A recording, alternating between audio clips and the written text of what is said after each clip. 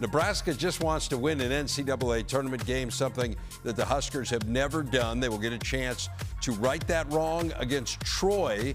That game is Thursday in Oklahoma City, so not far from home for Nebraska. Win that, and you get either Vanderbilt or McNeese. Here's what Fred Hoiberg had to say about his team in advance of the tourney.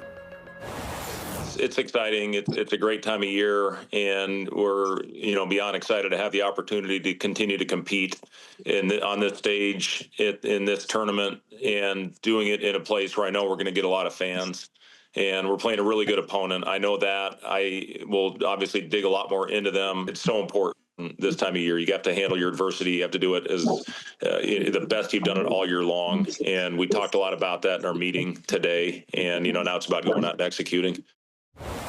Let's dive into this first game, because for Nebraska fans, it really is all about the first game. And I have a memory of being in this studio late fall, early winter, a West Coast game that went into one overtime, went into two overtimes, went into a third overtime. It was USC against Troy. And Troy easily could have won the game, and they had won at San Diego State. Right. This is a team that scored over 100 points 6 times this year. So tell us about this matchup with the Trojans. Well, they lost their way a little bit along the way to March and then rediscovered themselves, Troy. And so it is a team that plays better defense than you think because of those hundreds that they were putting up.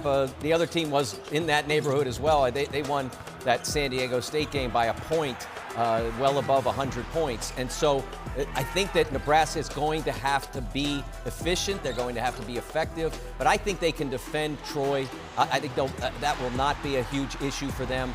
To me, it's about not so much focusing on the narrative, and it's a fact that they hadn't won an NCAA tournament game. But for this team, they have much better horizons than simply breaking an old thing that's been there when Nebraska wasn't this basketball program. This is a much better basketball program right now, and I think this team has Sweet 16 or beyond available to it. So I think it's really about making sure that Sam's in control of the offense, that they get Price Sanford great shots, and more than anything, Rink Mast has to be the Rink Mast that's starting to show himself, and the one we remember from November, December, January. He disappeared in February, and I was told it wasn't about health.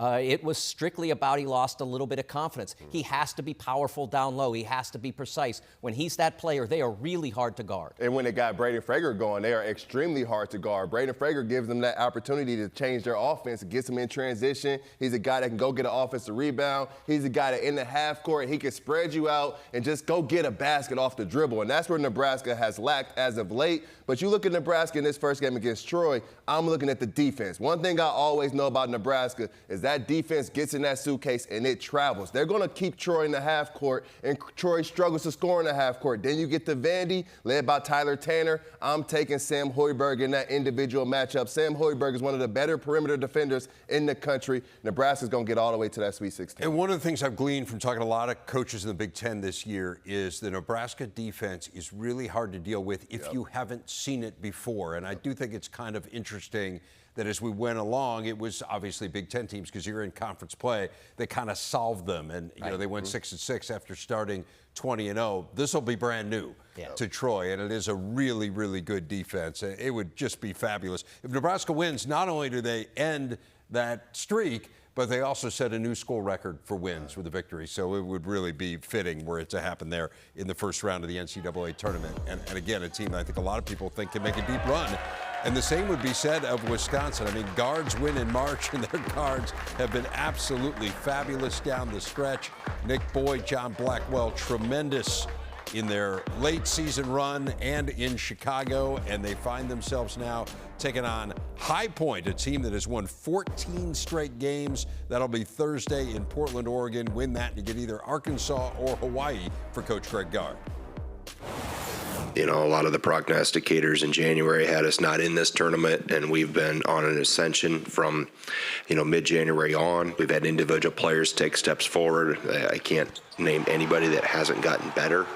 And that's been a rewarding part to watch. And now you've earned this opportunity to go play in this tournament, which obviously it's bright lights and big stage and everybody's eyes are on it. But continue to get better and continue to be the best version of ourselves as we go forward into Thursday. And you got to play your best 40 minutes.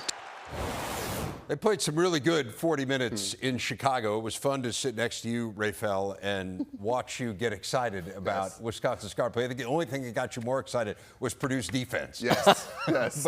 But Wisconsin's guard play was off the charts good. And it's trite, but I think it's trite because it's true. We have seen elite guards lift teams in this tournament, and they have not one, but two elite guards. Man, guards win in March, and Wisconsin has the best backcourt in all of college basketball. You need a guard sometimes because in March, it becomes a half-court ball game. And sometimes you just got to get a ball to your point guard and say, go get me a basket. And there's no other point guard in the country that I trust more at getting me a basket than my guy, Nick Boyd. He has been incredible, and he shines bright when the lights are brightest. He's going to be phenomenal in this NCAA tournament. They're going to take care of High Point. You get to Arkansas, Darius Acuff, you take care of that one. I think Wisconsin's going to get to Arizona, and they're going to beat the Wildcats and get all the way to an Elite Eight to take on my Boilermakers. One of the things that wins in March, in addition to guard play, is knuckleballs, let's call it. Teams that are different. Syracuse under Jim Boeheim. Nobody saw anything like that zone outside the Big East or the ACC, and so those teams would struggle.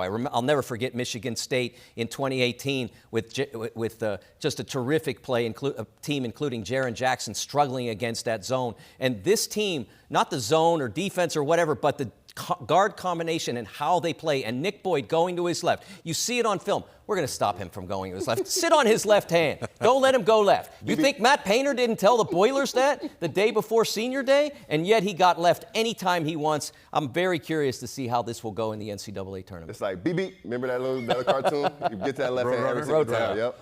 I want to make sure the scoreboards are fully functional in Portland because there are going to be a lot of points scored. High Point averages about 90 points per game.